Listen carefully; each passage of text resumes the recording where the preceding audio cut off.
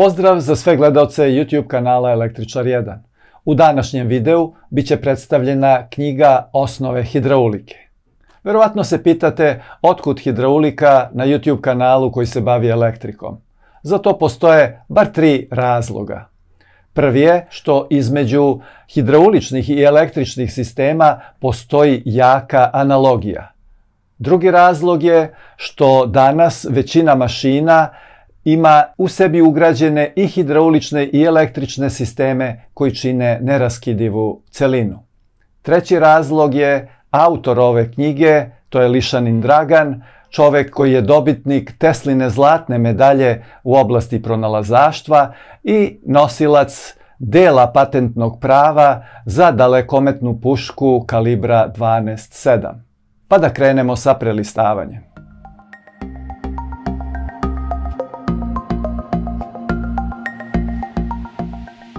Uvod, osnovne funkcije hidrauličkog sistema,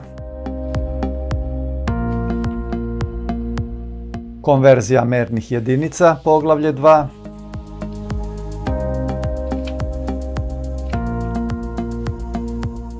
osnove inženjerske mehanike, poglavlje 3,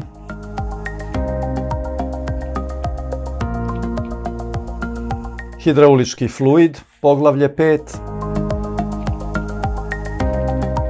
cevi, cevni priključci i hidraulički razdelnici, poglavlje 6,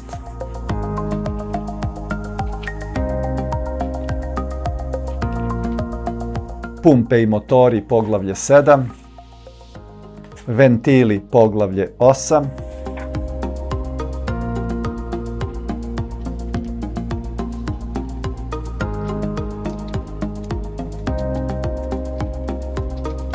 hidraulički cilindri, poglavlje 9,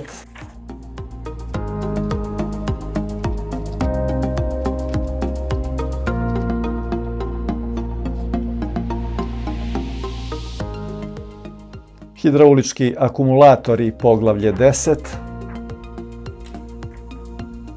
poglavlje 11, filteri i klase čistoće fluida, poglavlje 12, jedinice snage i hidraulički sistemi, poglavlje 13, elektrohidraulika,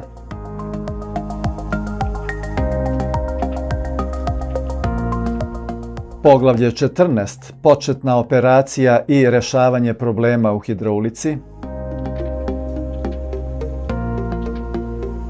i poglavlje 15, reference za sekcije.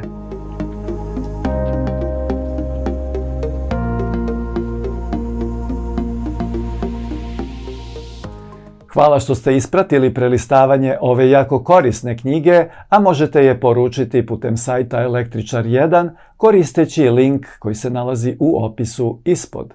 Oni najbrži moći će i da iskoriste promotivnu cenu.